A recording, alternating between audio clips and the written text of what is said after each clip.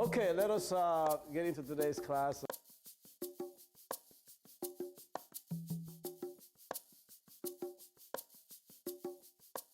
You know, every cell in your body regenerates its, in other words, every so many months you create certain new cells, so many times a year, new cell, right? So you just don't have a group of cells that last you from birth to death. Your body rejuvenates and revitalizes. The cells are rejuvenated, right, or replaced consistently. We all know that, right? Okay, there's a time when people didn't know about cells and rejuvenation cells, but they did know that the vital force in man, okay, and the personality and things of that nature also went through an annual rejuvenation. You see that? And there's a time of the year when that rejuvenation takes place, and that is at the winter solstice. You see that? Okay? So the rejuvenation and revitalization of the persona, your person, okay, takes place once a year at the winter solstice, right? So for those of you who don't know what the winter solstice is, that is the time between December 21st and 24th, right? Let us do a little, okay? This is the Earth, right? This is the North Pole, the South Pole, and this is the equator, correct? And this is the plane of the ecliptic here. Right, the plane of the ecliptic is the line that the sun appears to cut through the heavens in relationship to the movement of the earth. You want to understand the climatic way of life. To understand that, you have to understand that life is based on cycles. Everything in the world is cyclical. And that's why ancient Egypt were proficient stargazers. They mapped the heavens in order to get a grasp on the fundamental cycles of life. So if you want to understand, you have to understand astronomy, not astrology, but astronomy. Okay? The stars did not create effects in people's lives. They chronicled the cycles of the events in life. This whole thing about you're a Scorpion, you're Aries, whatever, well, that's a Greek freak thing. Babylonian and things of that nature, okay? We study the stars to clock the cycles of life. It's different than saying that this star creates this effect. I mean, there are effects, of course. You know, the 11.5, cycle of sunspots, the lunar effects, but it's different from saying that, oh, you got, Venus sesquiquadrate Pluto, therefore, you're going to have a messed up marriage. Okay? Lady once said to me that, she's a Virgo, the husband's a Pisces, and when you mix water with earth, you get mud. That's why the marriage is not working. People get into this kind of stuff is pretty dangerous, Okay? So, getting back to our, stellar thing here. This is the ecliptic here, right? Oops, sorry.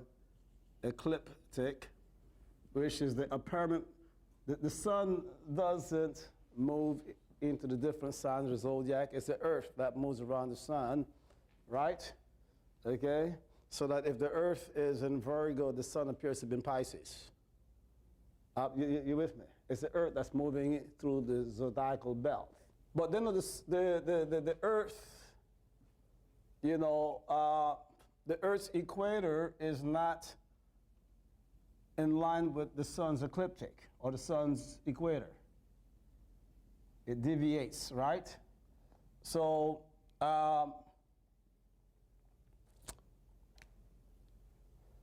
So we have this offsetting here. So it's not like this is the ecliptic and this is the earth, right? It doesn't cross it like that, okay? So that as the earth moves, right, throughout the ecliptic, that circle, the 12 months of the year, okay, in this time of the year, in the winter months, right, the sun is, in relation to the earth, is south of the ecliptic, or south of the earth's equator, right, up in heaven but south, right? So what happens is that the northern hemisphere is inclined away from the sun, okay? This line out.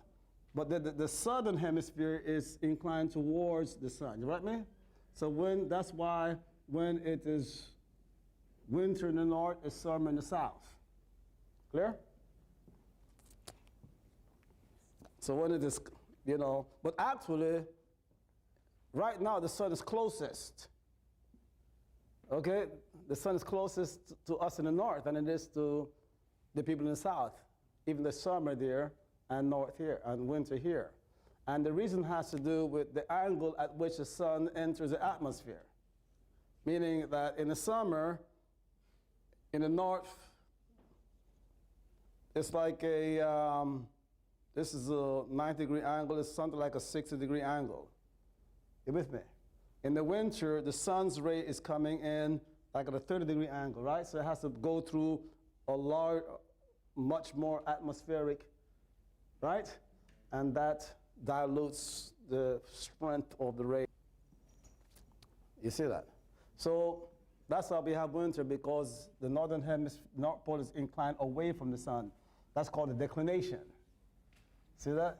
So in the summer, okay, we are inclined towards the sun. See that? So that's what makes a summer. And then there's winter in the southern part. You with me?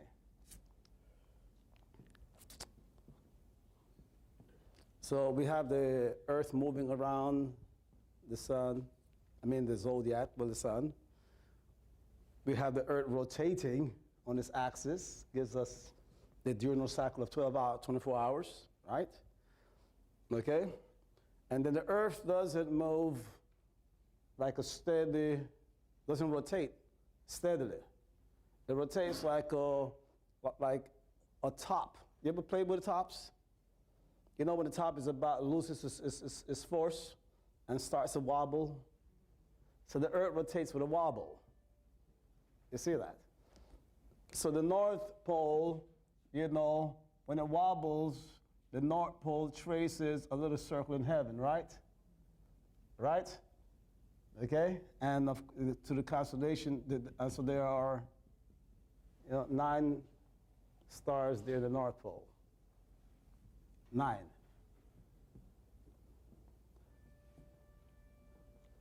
Okay, those are the stars that never set. Okay?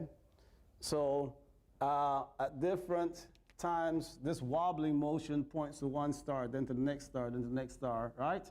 As it goes around the circle. That wobbling movement, okay, completes itself in 25,920 years, right? It takes for the trace a complete circle in heaven. You with me? When we divide 25,920 by 12, signs of the zodiac, 2,160 years for each sign of the zodiac, right? Which is divided by 30 degrees per sign, right? We get 72, right? So we have that this wobbling, this movement, you see, occurs 1 degree every single 2 years. All right, so every single 2 years, there's a 1 degree of motion, okay? And all of this combines to, to shift the zodiac backwards, okay?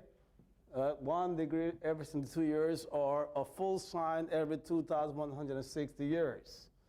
okay? Which means that, you see, at the vernal equinox, okay, that is March the 21st, right? What is rising at sunrise is not 0 degrees Aries. That's what your astrology book tells you.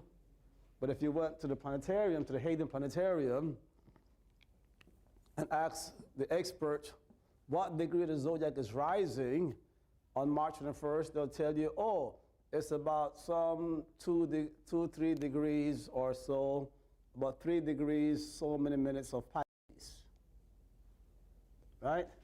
So we are in the age of the fisher of men. The last time we were in the age of the Ra of Amen. Huh? In other words, the ram had to be sacrificed to bring forth the age of the fisher of men. And before that was the age of the bull. So the bull was the symbol of the ages. So that was the kings who called themselves Mentu Hotep and Mentu so-and-so and the great bulls of heaven. Symbols of ages. You follow what I'm saying?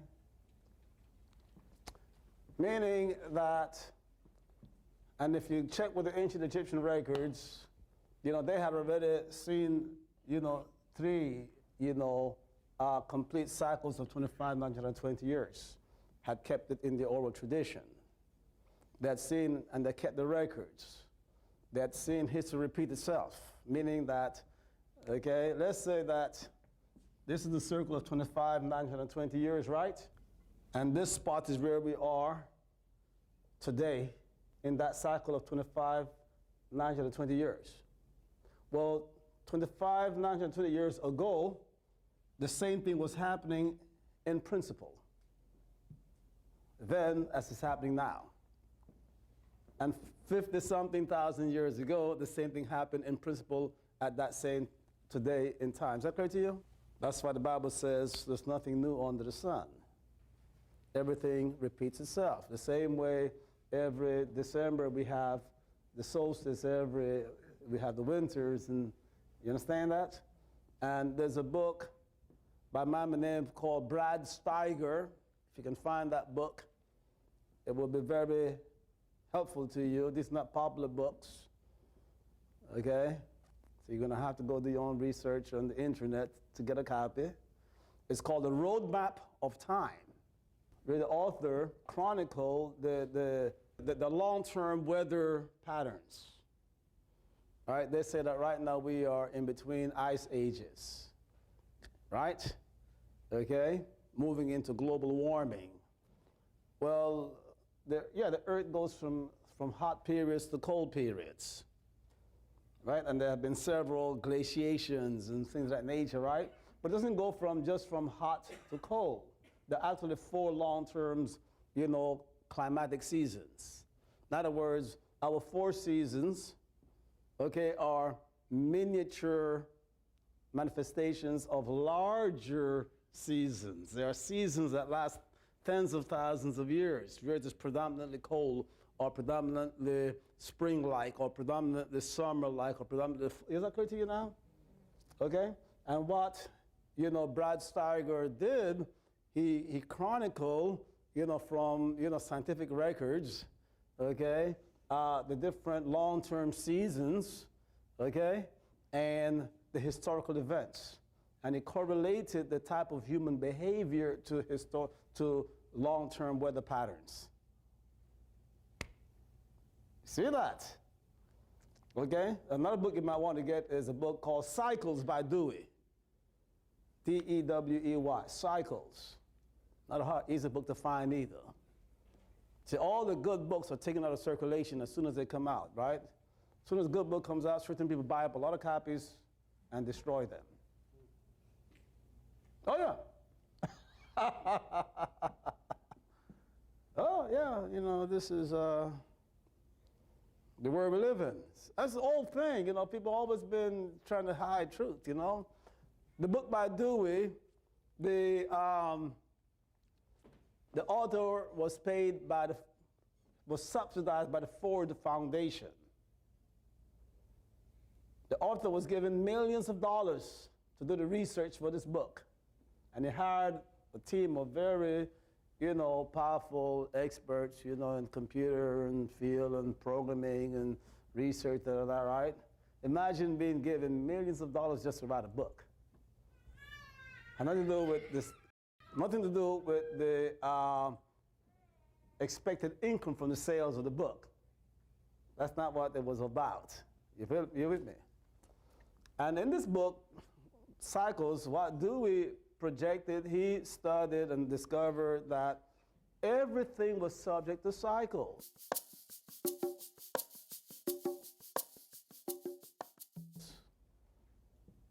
Everything had a cyclical behavior, okay? For example, the ability to extract gold out of the earth or iron out of the earth, the ability to extract and produce, right, was based on cycles, right? Every 9 point so many years, you reach a high and then a low and so forth. And when it was in the down cycle, it didn't matter how hard you worked at it, okay? It would still go down. And then when it was in the up cycle, no matter how much you bungled, it still went up. People join churches in cycles, leave churches in cycles. People get married in cycles. People died of this type of illness in cycles. Plagues came in cycles. Everything is subject to the laws of cycles. You with me? Meaning everything, inanimate or animate, goes through cycles of regeneration. Is that clear to you? What you call your person, okay, has a cycle of regeneration and revitalization. You with me? Okay? Meaning that your spiritual growth is just not simply a straight line. It's a cyclical thing, meaning that, you have times of the year where no matter how hard you try, you're not going to improve your morals and your spirituality. You with me? Okay? It's a time of the year, a special time of the year where you can achieve this changeover from, immoral life, a sinful life, an impotent life, to one of power and morality and strength and so on. Is that clear to you? So it's not enough for you to hear the good word, the good news. It's not enough for you to have the spiritual teachings in front of you. It's a certain time of the year where you have to, go through the second birth. It's not something that happens just like that. It's something that happens once every year. You can be reborn again.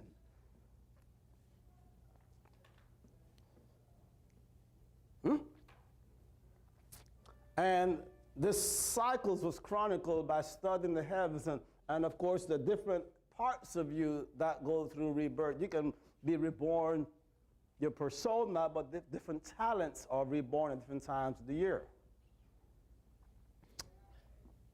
But the most important thing is the rebirth of yourself as a divine being, your divinity, your divine persona. And this happens at the winter solstice, meaning that this declination towards the north and then towards the south, this line here, right, is 26 degrees, 23 minutes, something around there, right? And it also declines in the other direction, right? South of the equator, right? 26 degrees, 23 minutes. It's called declination of the sun. As the earth, inclines away from the sun and, from the northern hemisphere, right? And it follows from December 25th to June 20th, roughly speaking.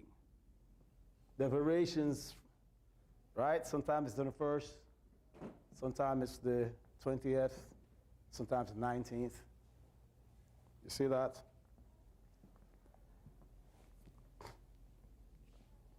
From December 25th to June 20th, daylight is getting longer and longer and longer, and night is getting shorter and shorter and shorter. We understand, right? Huh? And then from June 25th to December 20th, daylight is getting shorter and the nights are getting longer. Clear? For people in the northern hemisphere. The reverse is true for people in the southern hemisphere. Now, so from June 25th to December 20th, what did I say? It's getting shorter? Daylight, right? They're getting less, those in the northern hemisphere are getting less solar energy, right?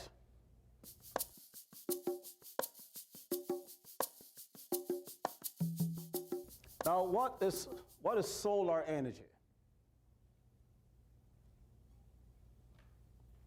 When you eat an apple, right, and that apple gives you energy, right? Your science book tells you that the digestion process takes that carbohydrate and that protein or that fat or whatever and reduces it to a molecule called adenosine triphosphate, right? ATP. Wow. You're like, wow, now I know, right? And ATP is cleaved off, right? They take one of the phosphorus group is taken off, right? And ATP becomes ADP, adenosine diphosphate, and that loss of one phosphorus, right? That process of cleaving off releases energy. What is that energy? Solar energy.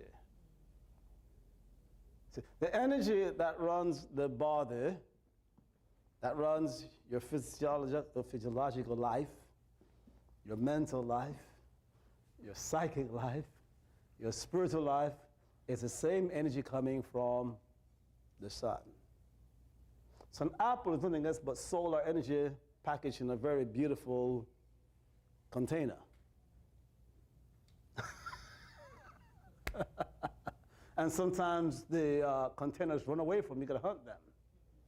But it's, but it's solar energy.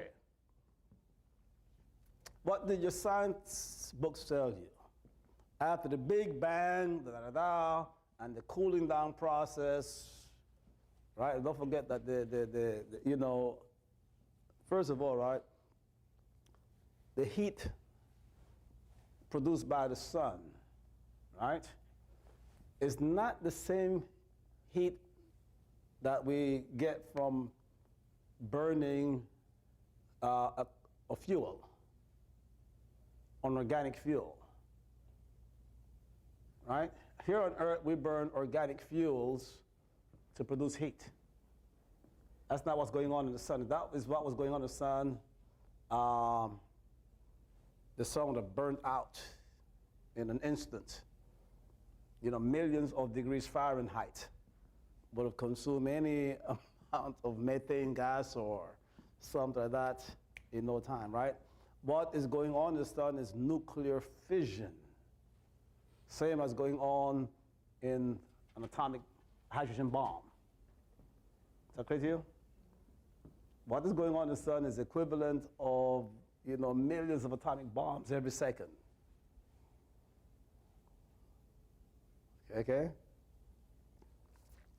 And out of this process, you know, we are told, and the bright boys and girls figured out that out of this process, that's where all of the atoms, the electromagnetic particles, the gamma rays, the beta rays, and all the subatomic particles and atomic particles and atoms are created out of the sun.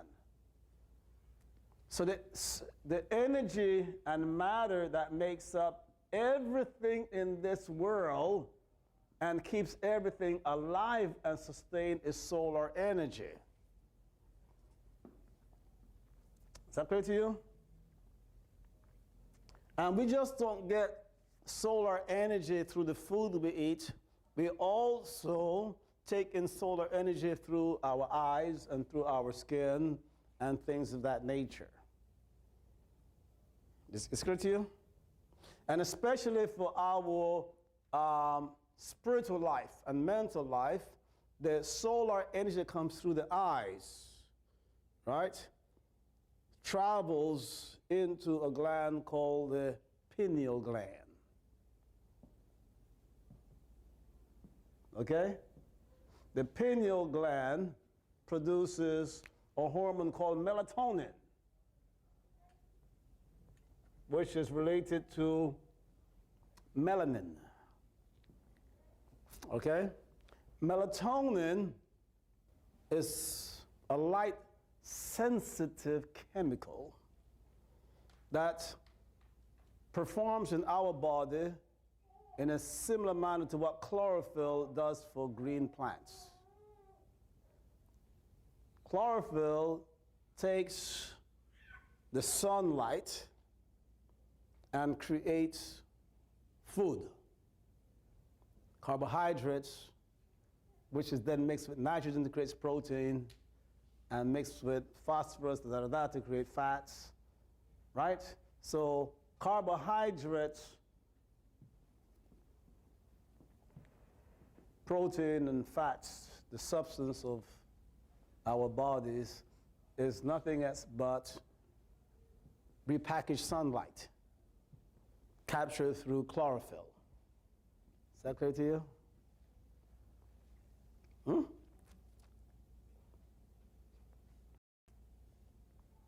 In our body, of course, we have, instead of chlorophyll, we have hemoglobin, right? But that hemoglobin, it gets the sunlight that comes in through oxygen. We breathe it in. So oxygen comes bearing sunlight, solar energy, right? And it's just not simply sunlight. In that solar energy, because light is just simply a tiny band in this whole wavelength of energy, right?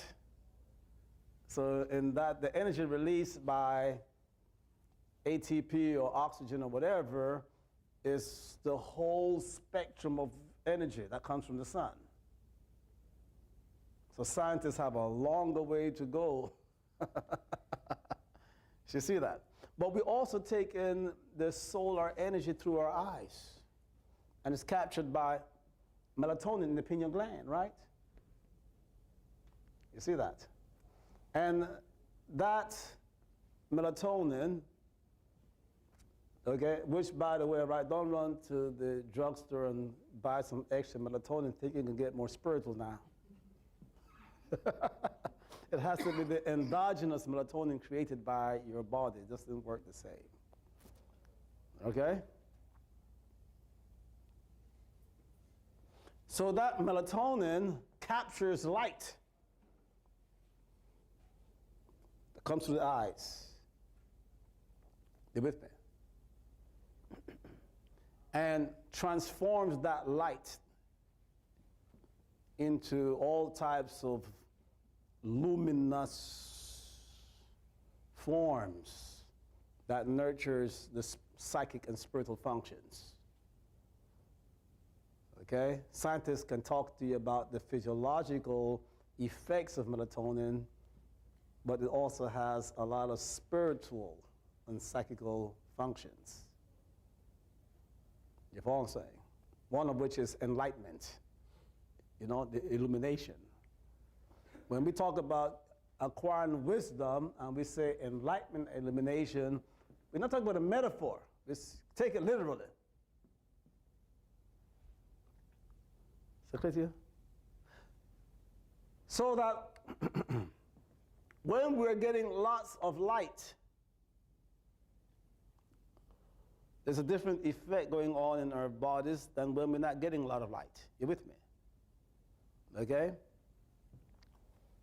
When there's a reduction of light coming into the pineal gland, and by the way, the pineal gland is referred to in the pseudo-spiritual literature as the third eye. And I say pseudo-spiritual because in all of the information about the third eye, you're going to find nothing but a whole bunch of superstitious statements.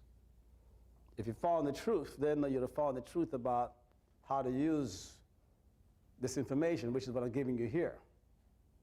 You see that?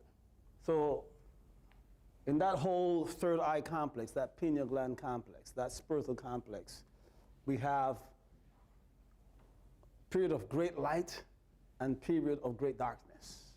You with me? Okay? As above, so below. It's a consistency. See? All things are created and regenerated in darkness. You see that? So this is in the darkness of the soul, the dark period of the soul, or the spirit, that the regeneration takes place. The same thing is that your body regenerates, revitalizes, cleans itself out, what? In the darkness of sleep. You got to turn the lights out, go to sleep. See that? Your body does not regenerate, revitalize during the waking period. It's in the sleep. So that when there is a reduction of light coming into the planet, there's less light coming in through the pineal gland. There's less light being transmitted to the metaphysical part of your being. Okay? If you study Qigong, you will find that, you know, what's called the mind, they call the mind the Shen. Okay, of course, you know, Westerners translate Shen as spirit, and that is because, you know, the mind is a spirit. It's part of the spirit. And, you know, the Chinese have a different, larger, broader understanding of mind than Westerners. That's why there's an overlapping in the definitions. You with me? But when you study Qigong and Chinese medicine, you will find that mind and spirit, you have to supply energy to it as well. Through the foods you eat and the exercises that you do, you send energy to the mind. In other words, Westerners know nothing about supplying energy to their minds and their spirit. They think that's, you know, there's no idea that I got to nourish the soul with the food I eat. So if you don't eat the right kind of foods and things of that nature, you can't be spiritual, because you're not sending the energy and matter to it. Does that occur to you? Spirituality is not you meditating and, you know, and getting information. You also have to send energy, meaning that the spirit is not nourished from the spiritual world, but from the physical world. So the energy for the spiritual world starts off with energy coming from the sun. And it comes through the eyes, pineal gland. And if that energy is reduced, there's a darkness, and in that it's the night time. So June 25th to December 20th is the night time. It's the womb time. In the darkness of the womb, seeds conceive in the darkness of the earth. Right? You don't conceive seeds with light on it. You put it on the earth in darkness. You go to sleep, you close your eyes. Right? Your mama told you don't sleep with the lights on. Good old wives' tales. You see that? Okay? And so on. Are you getting me here? So, like in the summer, if you walk around with shades, right, you look cool. But you're hurting your spiritual energies. You with me? You wear tinted glasses, you're filtering out all the other, you know, wavelengths of that solar radiation that you need, meaning that sunlight nourishes you. You understand that? If this is understanding that foolish people, you know, accuse us as worshiping the sun. Ra! You know, we were sun worshipers. We worship Ra, the sun god. You know, and the ancient religions are astral theology. They create their own stupid labels to accuse us of their stupid conceptions. See that somebody misunderstands or willfully, you know, misinterprets you, mislabels you, and then use that mislabel to prove that you're stupid and you're done with it. Is their stupidity that they have proven. Hello? Are you following me here?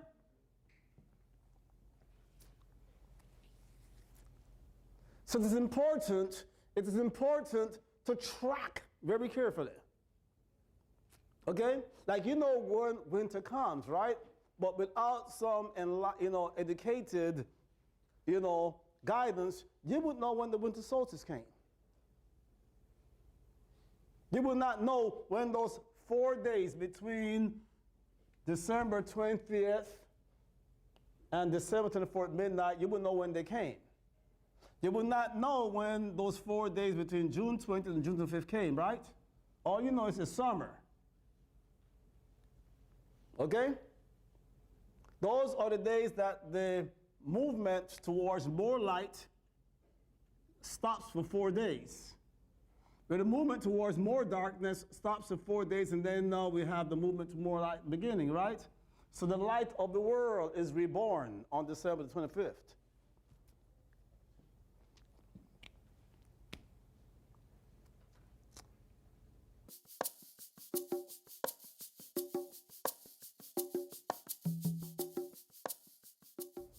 The divine nature that's born on that day is called Heru Pa Kahart. Heru Pa Kahart. Heru Pa Kahart.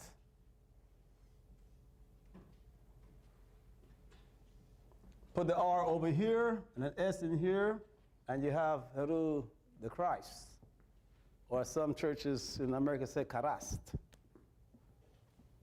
In Greek it's harpokrates. Krates. Play around with the word krates. See what you get there. Heru, pa is the article the. Heru the child. Heru the child. All right? Heru, the son of Osir and Oset, meaning that Heru, the son of Osir and Oset, there are two Herus in the Kemetic spirituality. There's Heru, the son of Nut and Geb, the son of heaven and earth. That's Heru the elder, and he's blind. He knows not the law. He doesn't do his job. That's the impotent king within you. Right? The will, consciousness will within you that is not seeking to reunite with God, but wants to have a good time, that thinks that this body here on earth was for you to pursue earthly things. You know? You're not yet obsessed with becoming one with God again. With becoming the image of God on earth. You've not taken on God as your measure. The measure of success is being good in your career, being good as a man or as a woman, and as a wife or as a lover, being good as a singer, being good as a doctor. It's also your goal in life is the image of you as something. You don't have religion yet. Religion is reunion with God. You're not trying to reunite with God. You want to unite with your worldly goals. You want to be one with your image of success, what you think success is. You pay lip service to religion because your life is not about reuniting with God. So there's another Heru called the son of Osir and Oset. Osir is the embodiment of God in man. See that? All right? And the body of Osir is composed of 11 laws. Okay? In other words, anybody can say, I am God, you're God. People have told you, all right? We're gods, right? So but what does God look like? Can you describe me? Can you give, because they say the devil's in the details, isn't it? So that's not for you to say, hey, man is God. Man is made in the likeness of God. But can you break it down exactly how does man look when he looks like God? What does God look like? And somebody said, well, you cannot make an image of God. So then you can't make an image of me. And he said, that is right, because I am that which sees but cannot be seen. But you've also just simply killed yourself spiritually, because you say, if you cannot form a self-image, you cannot formulate a way of life. You need to project an image of what you're going to look like. And what we look like is how we function. Correct? How do I react to the different things in this world, to the different challenges in this world? That is my self-image, correct? Your self-image is what do you look like, as you go through the different challenges in life. Do you look like an emotional creature or a peaceful creature? Do you look like a joyful creature or a sad creature? Do you look like a creature that is controlled by lust or one that is in control of lust? You with me? Do you look like a creature that, is in charge of your destiny or is controlled by fate and so on? What do you look like is your self-image. Is your self-image one of an impotent being or a being of power? If you're the likeness of God, then you look like omniscience, omnipresent, and omnipotence, right? Okay? And when you understand the Kemetic culture, you find that man goes through a repetition of births, meaning reincarnations.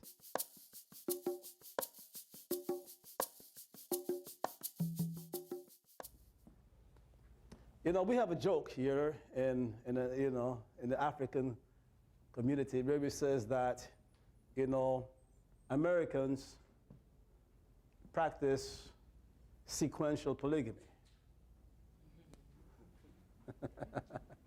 Their custom is for a man and woman to have 2, 3, 4, 5 mates in a lifetime. They're not monogamist.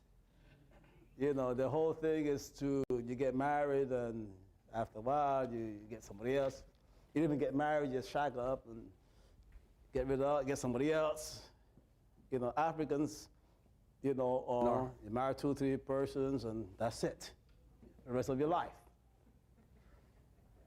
In Western world, well, you just sequence it. So you might be saying, well, gee, if God is omnipresent, omniscient, and omnipotent, how am I the likeness of God when I don't experience that? Well, you experience sequential. You experience the attributes of God sequentially. You are reincarnated over and over and over and over again. You follow what I'm saying? Okay?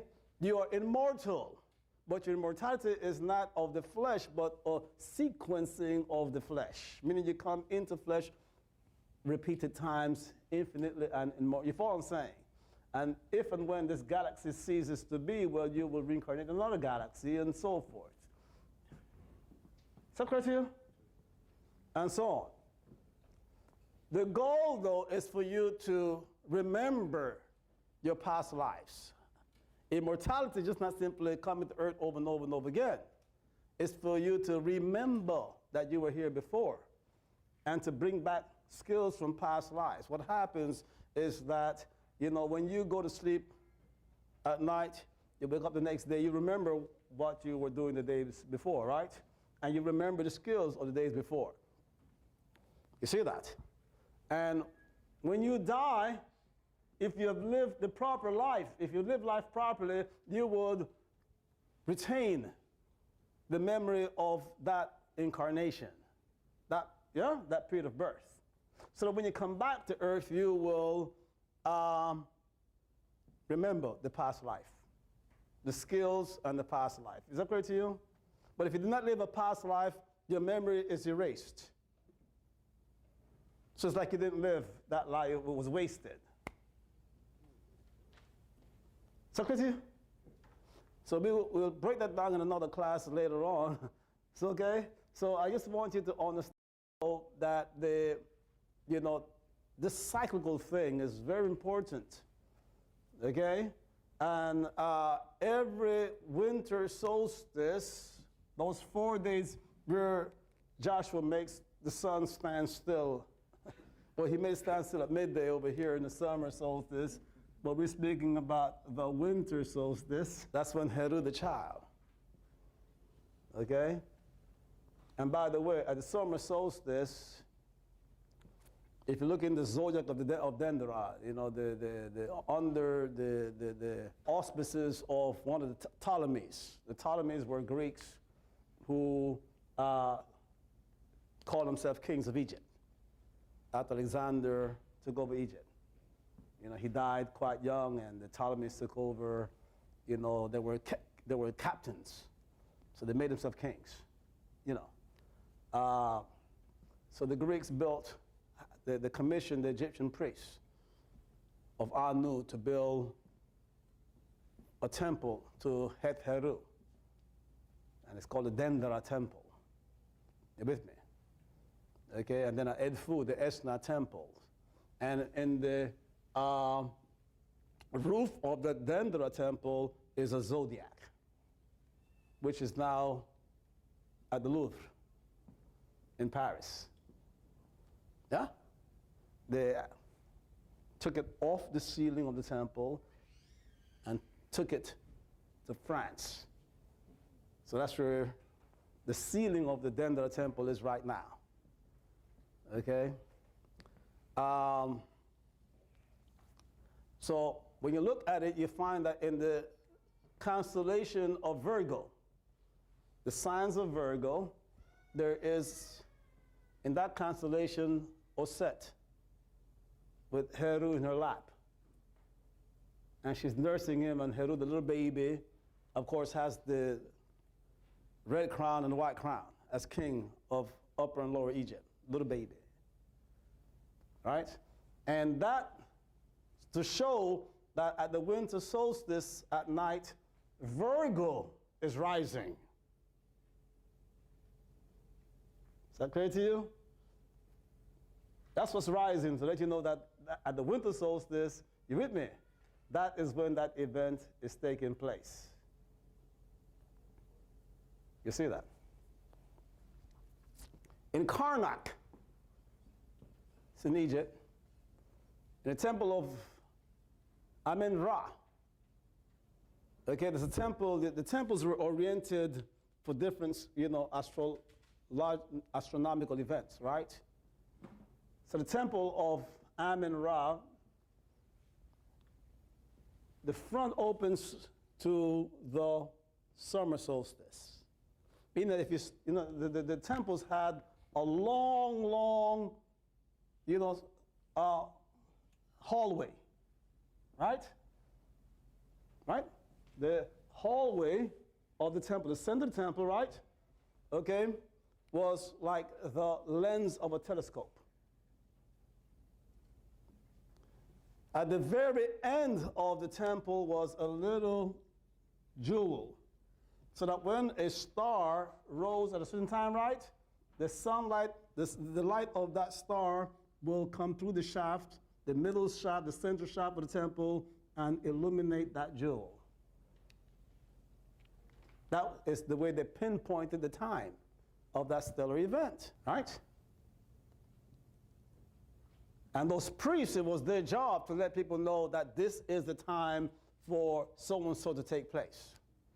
Some temples warned that the locust plague that hits every so many years is about to happen in the next, you know, 3 months or so. Get ready. Or, you know, this plague of that disease that comes every so many years happen, get ready and so on, right? But the temple of Amen Ra at Karnak in Thebes, you see, at the summer solstice, right? Okay, if you're all the way back in the Holy of Holies, you could see the sun rising, right? Okay? That's the only time that that sun will rise and the light will come through that straight line to that, to the Holy of Holies in that temple. You with me? Right? Now, at the upper room of that temple was a chapel to Heru-Pakahart with a window opening to the winter solstice. You see that? And when you look through that chapel, that window, you will see, okay, the stars of Virgo, right? And the stars that corresponds to Heru-Pakahart rising at the winter solstice. So through many stellar, monuments and things of that nature and observatories and in their, their records, they were telling you that the time of rejuvenation, of spiritual revitalization was the winter solstice. And this knowledge came down into the Greek world, into the Roman world, into the Asiatic world as whatever special ceremony takes place in December 25th. So the celebration of Christmas, okay, that you have today is a potpourri of different traditions, the Bacchanalia, the Saturnalia, the Yule of the Druids, the Kemetic, Pakahart, revision of the spirit, etc., etc. You with me? Okay? And once you learn what we're teaching you, you'll find that Jesus Christ, okay, is the assimilation of the 11 laws of Kemet. Okay, you're going to find that the 11 laws of Kemet are alluded to in the Old Testament as the 10 names of God. Right? If you get a chance to, every time, everywhere in the King James, that's many of you that read the Bible, right? The different names of God is translated as the Lord.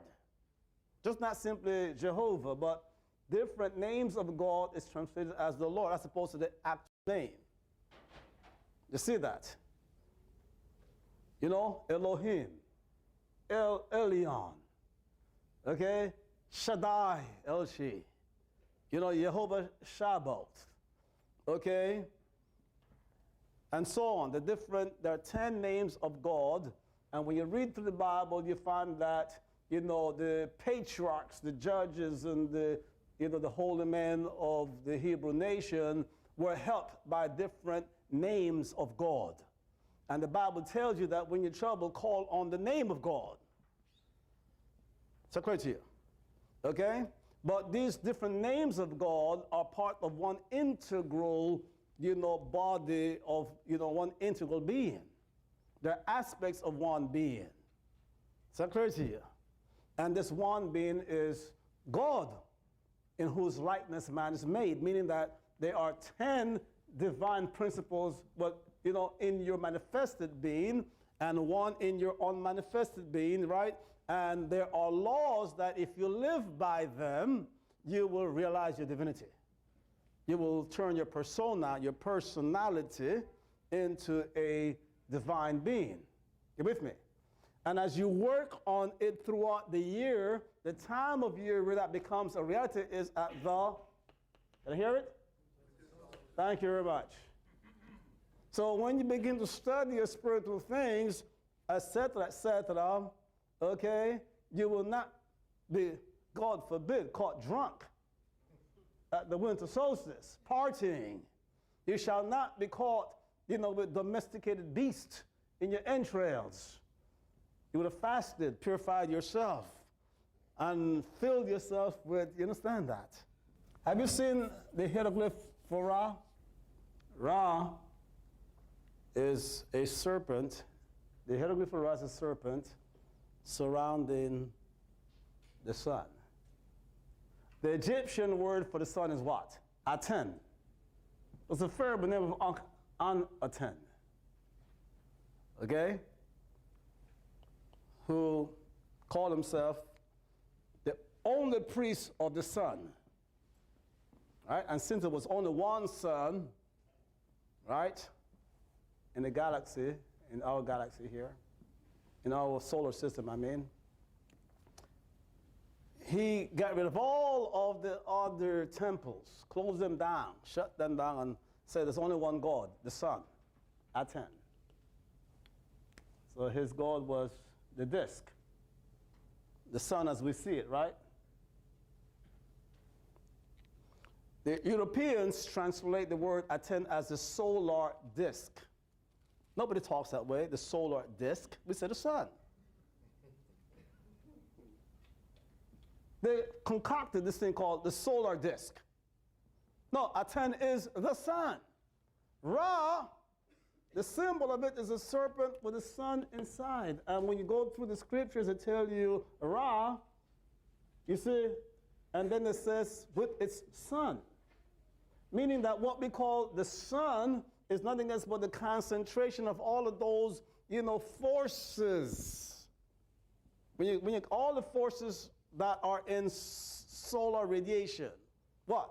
Yeah, X-rays, gamma rays, microwaves, beta rays, light waves, sound waves, there are a whole bunch of different, wavelengths and so forth, and that what's coming from the sun. What comes from the sun is just not sunlight. There are millions of different wavelengths in that radiation. You with me? And that's what all things are made from. You see that? And everything is affected by whatever is going on in that sun, because the sun also, has its movements. It rotates. Okay, every 11.5 years it gives off, sunspots, which affects living things on Earth. Okay, a sunspot is like 100 hydrogen bombs going off at one time. Okay, on Earth, a flare up, right? And so on. Ra, this serpent, is called Ku. And the serpent corresponds to Tehuti. There's a faculty within your spirit that we gave the name of Tehuti. Okay? I know some of you have read that it's Jehuti. Okay? The Egyptians were punsters. Okay? They did a lot of punning because African languages are very adaptable to punning, and punning also is a way of, expanding thinking. And it's a variation of metaphors and symbolism and things of that nature. You're with me? Okay? I mean, Jehuti has application, but Tehuti is the master. And I'm going to break it down right now. But Tehuti is not part of the spirit called the Ku. You see that? And Tehuti is the wisdom faculty, the faculty to which enlightenment. Right? So this serpent is a serpent of wisdom, enlightenment. If you want enlightenment, you see that? You have to make sure that you bring a lot of solar energy into you through breathing exercises, because oxygen is the chief carrier of solar energy into your body and your mind and your spirit, right? That's why you cannot do without it for a few minutes. You just don't eat. You study. You make sure that you eat organic, pesticide-free, proper glycemic index. You make sure you don't overeat. You make sure you take supplements. Well, how about the most important article of consumption, oxygen? Do you make sure you get an extra supply of oxygen? Enlightenment.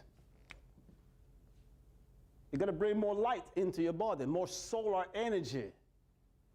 This serpent is Kundalini. In India, it is Kundalini. In Haiti, Dangbada Wedo.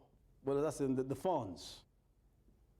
Yorubas in Nigeria is Oshumare, the rainbow.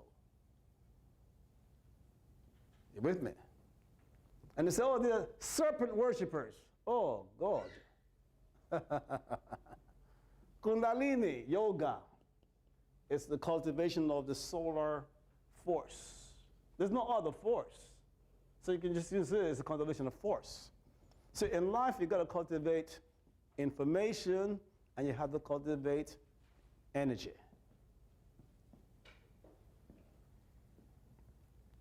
You can study about chamomile. It's not going to help if you don't take it. You can become aware that your salvation is in you becoming one with God, but you're not going to become one with God if you devitalize, pitiful, devitalized wretch on earth. Okay? And that's what's happening, you see? Because, you see, most of religion know nothing about Kundalini or force. Force is what becomes the Holy Spirit. Ra is the Holy Spirit, is what becomes the Holy Spirit in Judaism and in Christianity. And the King James translate the Holy Spirit as the Holy Ghost. And these names move you away from what it really is. You see that? Meaning that Ra is the energy matter underlying not only the spirit, but the body and everything. It's the sustainer of life itself. You see that? See, God is consciousness and will. The self in God, but the body of God, the force of God, is spirit, and that is Ra. You understand that? So that it's not enough for you to say, you know, I am aware of my likeness with God. Okay? The manifestation of your likeness with God requires energy and matter, requires force. And force is dependent now on what? Cycles. It has a cyclical expression. Okay? So if you want to benefit from these teachings, I know many of you have read all kind of books and you will be reading all kind of books. You need to eliminate out of your thinking those false teachings about, oh, we were sun worshipers and it's a a stellar theology, and you know, and Atum and Kepre were sun gods, and Heru's a sun god, and Osset is a sun god. No. There's this guy by the name of Boval that wrote a book that says that the kings and people, desired to go and become a part of the star Orion after they died.